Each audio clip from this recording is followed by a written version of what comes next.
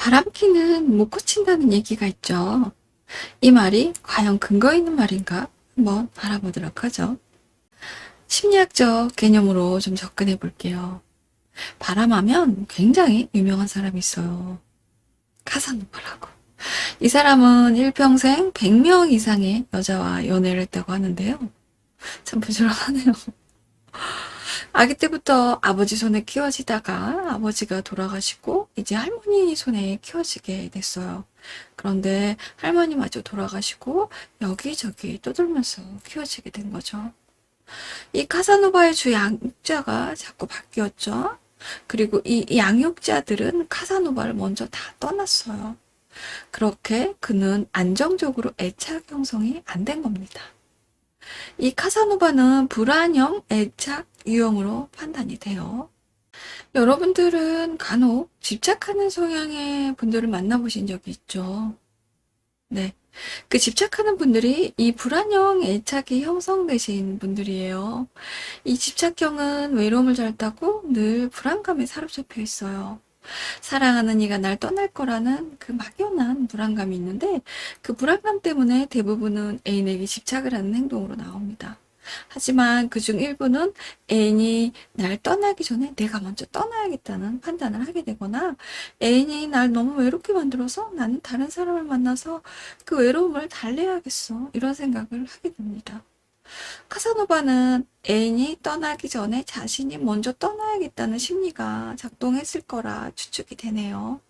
사실 그의 애인들은 떠나려고 했던 것도 아니었을 거고 그 사람을 외롭게 두지 않으려고 노력도 했을 겁니다.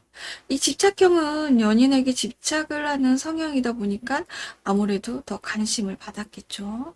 그런데 관심을 주고 사랑을 주고 신뢰를 줘도 이 집착형들의 불안감은 쉽게 해소되는 것은 아니에요.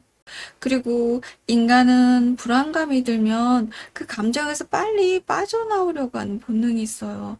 그 불안감이라는 것은 너무나 불편하고 고통스럽기 때문이죠. 그래서 그 불안감에서 빠져나가기 위해 바람을 선택한 집착형들은 불안감이 들면 다른 방법을 잘 찾기가 어려워요. 이미 그들에게는 가장 손쉬운 방법이 바람이 되어버렸기 때문이죠. 그리고 그 고통에서 빠져나와서 새로운 연인을 만나는 것은 참 달콤하고 짜릿하기도 했겠죠. 이렇게 바람을 피우는 사람들은 안정적으로 애착 형성이 안 된 사람들이 굉장히 많아요. 그리고 회피형 애착이나 혼란형 애착은 그들의 성격 특성상 관계에 대한 귀찮음이나 친밀해지면 더 불안해지는 성향 때문에 비교적 바람을 선택하는 경향이 조금은 낮습니다.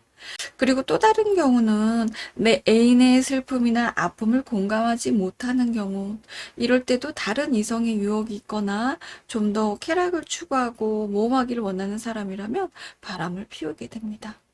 대표적인 예로 나르시시스트가 있는데요. 자기애적 성격 장애라고도 해요.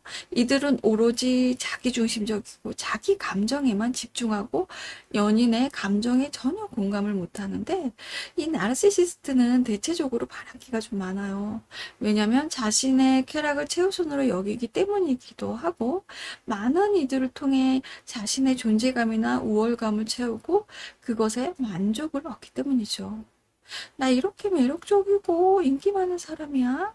나 이렇게 대단하고 잘난 사람이야. 이런 심리인 거죠. 그리고 이 나르시시스트는 대부분 매력이 좀 많아요. 언변이 좋고 자기애가 강하다 보니까 늘 자신을 매력적으로 가꾸는 것도 게을리하지 않아요. 그러다 보니 이성에게 더 어필되는 것도 사실이긴 합니다. 그리고 또 성욕은 강한데 죄책감을 잘 못 느끼는 사람들이 있어요. 그냥 본능대로 사는 거죠. 거기다 공감 능력도 없고 애인을 만만하게까지 본다면 언제든 바람을 피울 여지가 있는 겁니다. 이런 사람은 반사회적 인격 장애일 가능성이 커요. 그리고 이런 사람은 눈앞에 다른 매력적인 이성이 나타나면 어떠한 감정의 동요도 없이 그 사람을 유혹합니다.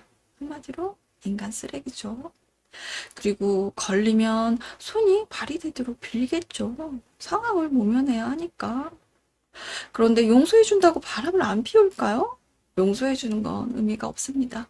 이미 성격 구조가 이렇게 형성된 사람은 못 바꿔요. 그리고 좀 전에 얘기한 나르시시스트도 변화가 불가능하다고 보셔야 합니다.